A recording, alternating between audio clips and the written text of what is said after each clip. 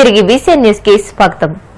అనకాపల్లి జిల్లాలోని పంచదార్ల కొండపై జరుగుతున్న అక్రమ మైనింగ్ వ్యవహారాన్ని వైసీపీ జాతీయ స్థాయికి తీసుకువెళ్లింది. పంచదార్ల పవిత్ర కొండను శాశ్వత నో మైనింగ్ జోన్ గా ప్రకటిస్తూ రాష్ట్ర ప్రభుత్వం తక్షణమే ఉత్తర్వులు జారీ చేయాలని, లేని పక్షంలో ఈ అంశాన్ని పార్లమెంటులో లేవనెత్తనున్నామని అరకు ఎంపీ గుమ్మా తనూజారెడ్డి హెచ్చరించారు.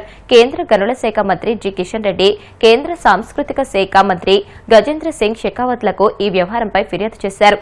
దీనిపై స్పందించిన కేంద్ర మంత్రులు 10 రోజుల్లోగా ఒక ఉన్నత స్థాయి బృందాన్ని పంపి వారు సమర్పించే నివేదిక ఆధారంగా కఠిన చర్యలు తీసుకుంటామని హామీ ఇచ్చినట్లు ఎంపీ తనూజారెడ్డి మీడియాకు వివరించారు.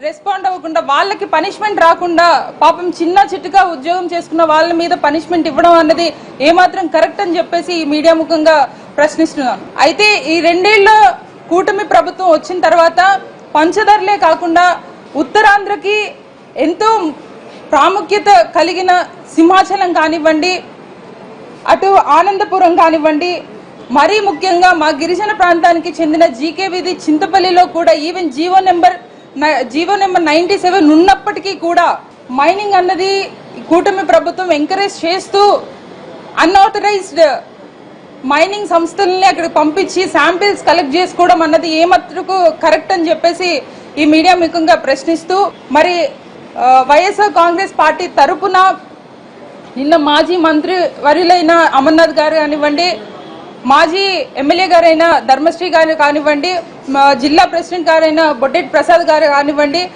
ఢిల్లీ వరకు వచ్చి అంటే రాష్ట్రంలో ఎట్లాంటి అక్రమాలు అన్యాయాలు జరిగినా మరీ ముఖ్యంగా అనకాపల్లిలోని పంచదార్ల ఇష్యూని ఢిల్లీ వరకు తీసుకుని వచ్చి ఇక్కడ రిలేటెడ్ మినిస్టర్స్ ఎవరైతే ఉన్నారో వాళ్ళతో కలిసి వాళ్ళతో చర్చించి ఖచ్చితంగా ఈ మైనింగ్ అన్నది ఆపేసి పవిత్రమైన పంచదార్లని రక్షించే విధంగా ముందుకు అడుగులు వేస్తూ దీంట్లో ఎవరైతే ఇన్వాల్వ్ అయ్యారో వాళ్ళందరినీ కూడా తక్షణమే వాళ్ళ మీద సివియర్ యాక్షన్ తీసుకోవాలని చెప్పేసి రిప్రజెంటేషన్ ఇవ్వడం కూడా జరిగింది. అదే విధంగా ఈ రాష్ట్రంలో కూడా మీడియా ముఖంగా రాష్ట్ర ప్రజలందరికీ తెలియజేసేది ఒకటే, ఈరోజు ప్రతిపక్షంలో ఉన్న ప్రజల గొంతుకై ప్రజలు బాధపడుతున్న బాధలు కానివ్వండి, అక్రమాలు అన్యాయాల మీద మాట్లాడడానికి వైఎస్ఆర్ కాంగ్రెస్ పార్టీ ఖచ్చితంగా ప్రజలందరి మీద అండదండగా ఉంటుందని చెప్పి ఇది ఒక ఎగ్జాంపుల్ గా చూపిస్తూ ఖచ్చితంగా రానున్న రోజుల్లో అందరి వాయిస్ అయ్యి వాయిస్ ఆఫ్ వాయిస్లెస్ గా ఖచ్చితంగా వైఎస్ఆర్ కాంగ్రెస్ పార్టీ ఉంటుందని,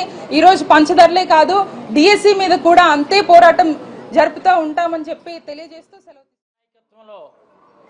పెద్ద ఎత్తున ఖనిజ సంపద దోచుకుపోవడం, భూగర్భ గనులు ఎక్కడున్నాయా దాని మీదే దృష్టి పెట్టి తెలుగుదేశం సారథ్యంలో ఎక్కడికక్కడ కొండలు ఎక్కడున్నాయి, ఖనిజ సంపద ఎక్కడుంది అని చెప్పి దాని మీదే ఆదాయ వనరుల కింద మలుచుకొని ప్రజాప్రతినిధులుగా చలామణి అవుతున్నటువంటి వాళ్ళందరూ కూడా ఇష్టారాజ్యంగా రాష్ట్రంలో ఖనిజ సంపదను కొల్లగొడుతున్నారు. అందులో భాగమే మా యలమంచిలి నియోజకవర్గంలో పవిత్రమైనటువంటి దివ్యక్షేత్రం, పవిత్రమైనటువంటి పుణ్యక్షేత్రం పంచదార్ల కొండ. పంచదార్ల కొండ అనేది పాండవులు నడయాడినటువంటి ప్రాంతం అది. అందుకనే పంచదారలు 5 దారాలుగా అక్కడ కంటిన్యూ కూడా సజీవంగా వస్తుంది.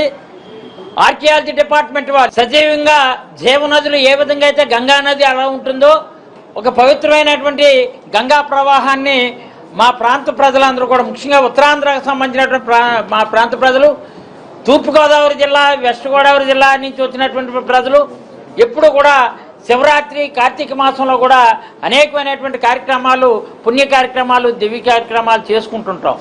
అలాంటిది 5 దారులు రాకుండా, పంచదారులు రాకుండా, పంచ పాండవులకి గుర్తుగా ఉన్నటువంటి ఆ పంచదారులు కూడా రాకుండా ఇష్టారాజ్యంగా మైనింగ్ చేసి ఇష్టారాజ్యంగా సర్వే నెంబర్ 1లో మైనింగ్ చేస్తే మా తాలూకా జడ్పీటీసీలు, సర్పంచులు వెళ్ళి అడ్డుకుంటే ఇది సీఎం రమేష్ తాలూకు మైనింగ్. ఎట్టి పరిస్థితుల్లో ఎంపీగా ఉన్నటువంటి సీఎం రమేష్ తాలూకు మైనింగ్ సర్వే నెంబర్ 1 అది దశమనేని విజయ్ కుమార్ నాయుడు, ఆయన సీఎం రమేష్ తాలూకు మేనల్లుడు, ఆయన పేరున లీజ్ ఆర్డర్ ఉంది. మీకేమో మీరు అడ్డుకుంటే లారీలతో తొక్కించేస్తామని భయభ్రాంతులు గురి చేసినటువంటి పరిస్థితి. వెంటనే సంబంధిత అధికారులైనటువంటి డైరెక్టర్ ఆఫ్ మైన్స్ కి కంప్లైంట్ ఇవ్వడం జరిగింది. అలాగే ఆర్కియాలజీ డిపార్ట్మెంట్ వాళ్ళకి కంప్లైంట్ ఇవ్వడం జరిగింది. అలాగే ఏడీ విజిలెన్స్ వాళ్ళకి కంప్లైంట్ ఇవ్వడం జరిగింది. అలాగే మా జిల్లా కలెక్టర్ గారికి కంప్లైంట్ ఇచ్చాం. జిల్లా కలెక్టర్ గారు కూడా చెప్పారు, దిగు ఉన్నటువంటి అధికారులకి చూసి చూడలేనట్టు పొండి లేదా ఇక్కడ ఉన్నటువంటి ఎంపీ గారిది, స్థానిక ఎమ్మెల్యే తాలూకా హస్తం ఉంది. ఈ ట్రాన్స్పోర్ట్ కంపెనీ కూడా రిత్విక్ కన్స్ట్రక్షన్స్ కంపెనీ, ఆ కంపెనీ ఎవరు అంటే సీఎం రమేష్ది బార్క్ సంస్థకి వాళ్ళు ట్రాన్స్పోర్ట్ చేసేస్తున్నారు అనాథరైజ్డ్ గా.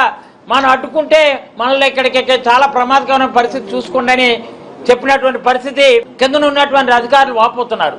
ఎందుకంటే ఒక ఏడీ మైన్స్ ని సస్పెండ్ చేస్తారు, అలాగే MR1 సస్పెండ్ చేశారు, VR1 సస్పెండ్ చేశారు. అంటే పిచ్చికి మీద బ్రహ్మాస్త్రాలు వేస్తున్నారు తప్ప ఆ గెద్దలుగా చలామణి అవుతున్నటువంటి ఈ పెద్దలు ఎవరైతే మైనింగ్ దోచుకెళ్ళిపోతున్నటువంటి సీఎం రమేష్ ఉన్నారో వాళ్ళు తక్షణమే స్పందించాలా. మీ మనుషులు అక్కడ ట్రాన్స్పోర్ట్ చేస్తున్నారు, అందుకని ఇది ఎట్టి పరిస్థితుల్లో ఇక్కడ ఉన్నటువంటి కేంద్రంలో ఉన్నటువంటి కూటమి ప్రభుత్వం జీవో 57తో ఆక్వా రైతులను మరోమారు మోసం చేసిందని మాజీ ఆప్కాప్ చైర్మన్ అండ్రాజు చెల్లారావు, మాజీ అగ్నికుల క్షత్రియ కార్పొరేషన్ చైర్మన్ తిరుమని నాగరాజులు అన్నారు. పశ్చిమ గోదావరి జిల్లా నర్సాపురం మండలం లక్ష్మణేశ్వరంలో నిర్వహించిన మీడియా సమావేశంలో వారు మాట్లాడుతూ కూటమి ప్రభుత్వం జీవో 57 తీసుకువచ్చి ఆక్వా రైతులకు ఏదో మేలు చేస్తున్నామని ప్రచారాలు చేసుకుంటుందని, ఆ జీవోలో పవర్ ఫ్యాక్టర్ పెట్టడం వల్ల చిన్న సన్నకారు రైతులకు విద్యుత్ సబ్సిడీ వర్తించదని అన్నారు. నిజంగా కూటమి ప్రభుత్వం ఆక్వా రైతులకు మేలు చేయాలంటే పవర్ ఫ్యాక్టర్ నిబంధన తీసివేయాలని డిమాండ్ చేశారు. ఇన్ని జీవోలు ఇస్తున్నారు, ఇన్నిసార్లు మంత్రి కానించి ముఖ్యమంత్రి వరకు కూడా ఈ రైతులకి ప్రెస్ మీట్లు కానీ తదితర కార్యక్రమాల్లో రకరకాలుగా రైతులను ఆదుకుంటామని చెప్తున్నారు. ఎందుకు ఏ కారణంగా చెప్తున్నారో, రైతు వెళ్ళి రోడ్డు మీద, ఆక్వా రైతు వెళ్ళి రోడ్డు మీద కూర్చుని అవలోలక్షణాన్ని ఏడిసి ఆ రెయ్యి అంతా రోడ్డు మీద పడేసి ఈ ఆక్వా రైతులు మేము బతకలేము, ఈ రేట్లు చూస్తే ఎప్పుడు కొనుగోలు రేట్లు ఎప్పుడూ కూడా క్షీణించిపోయి ఈ ఆక్వా సంబంధించిన ట్రేడర్స్ కానీ పైన ఫీడ్ కంపెనీలు కానీ సిండికేట్ అయిపోయి ఈ ఫీడ్ ధర కానించి సీడ్ ధర కానించి ఇవాళ కరెంటు సబ్సిడీ వరకు కూడా సిండికేట్ అయిపోయి మమ్మల్ని రోడ్డును పడేశారు. మేము ఇంకా ఈ రైతులు ఉరేసుకోవడం తప్ప రెండో మార్గం లేదని చెప్పేసి రోడ్లు ఎక్కారు. గత 3-4 నెలల నుంచి కూడా ఈ రైతులు అందరం కూడా మా రైతులందరం కూడా రోడ్లు ఎక్కి అనేక రకాలైన ధర్నాలు, రాస్తారోకాలు చేయడం జరిగింది. దానిలో భాగంగా మాజీ ముఖ్యమంత్రి వర్యులు జగన్మోహన్ రెడ్డి గారిని కూడా మేము విజయవాడ వెళ్ళి కలిసి రైతాంగం అంతా కూడా కలిసి మా గోడు విన్నవించుకోవడం జరిగింది.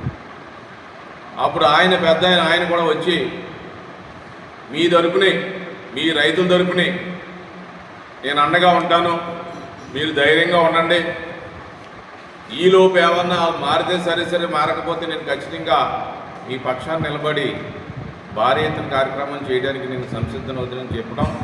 దానిలో భాగంగా ఆయన వచ్చి భీమవరంలో రాష్ట్ర ఆక్వా రైతుల తరపుని ఆ ధర్నాలో, ఆ మీటింగ్లో పాల్గొని మాకు సంబంధించి అనేక రకాలైన భరోసాలు కల్పించడం జరిగింది. అయినా కూడా వైఎస్ జగన్మోహన్ రెడ్డి ప్రతిపక్ష నాయకుడు వచ్చినా కూడా ఈ ప్రభుత్వం, ఈ కూటమి ప్రభుత్వం లెక్క చేయలేదు. కారణం ఏంటంటే ఒక టన్నుకి 12,000 రూపాయలు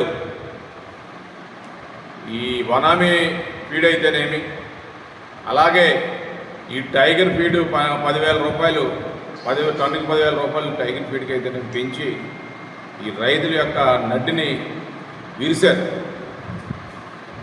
అయినా మా రైతులందరూ కూడా అనేక రకాల ధర్నాలు, రాస్తారోకాలు చేసాం, ఫలితం లేదు. ఈవేళ కూడా ఇదే అచ్చెన్నాయుడు గారు మేము 6 రూపాయలు పెంచి తగ్గించేసాం, టన్నుకు 6 రూపాయలు తగ్గించేసామని గతంలో మీటింగ్ కట్టి చెప్పారు. ఎక్కడ తగ్గిందండి? నిన్న జరిగినటువంటి కూటమి ప్రభుత్వం ఏదైతే ఉందో, నిన్న పాలకొల్లులో ఆక్వా రైతు సోదరులకి ₹1.5 సబ్సిడీ ఇస్తున్నట్టు ఒక బహిరంగ సభను ఏర్పాటు చేయడం జరిగింది.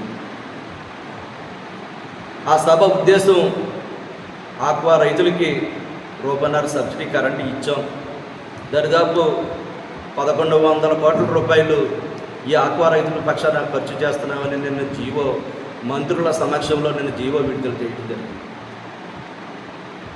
అయ్యా, ఈ కూటమి ప్రభుత్వానికి ఒకటే మేము మీడియా ద్వారా తెలియజేస్తున్నాం.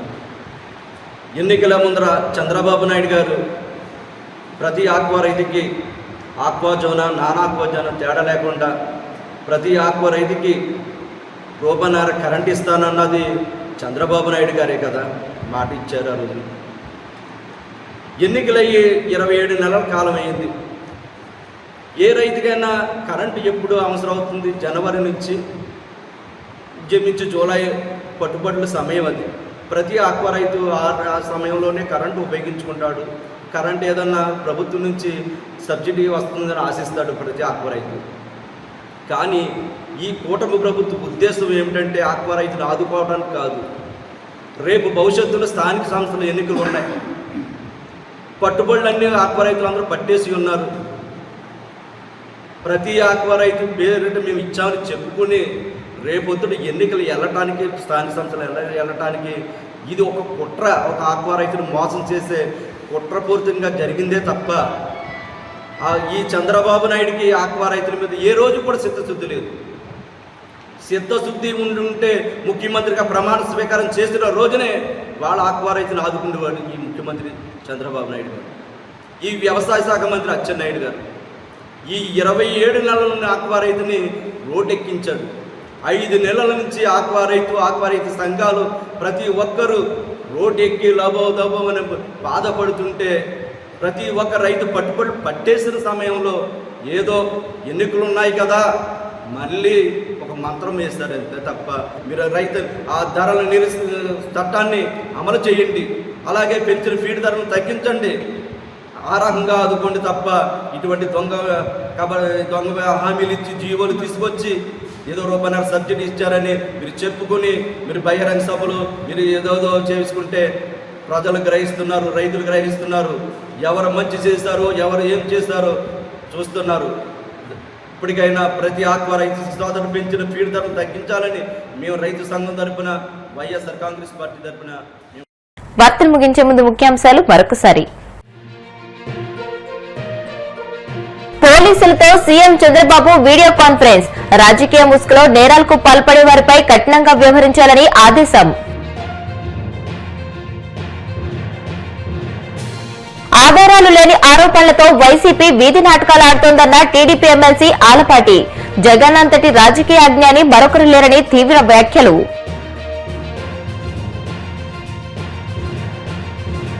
డిఎస్సీ అక్రమాలపై సీబీఐ విచారణ జరగాలి, మంత్రి లోకేష్ రాజీనామా చేయాలి.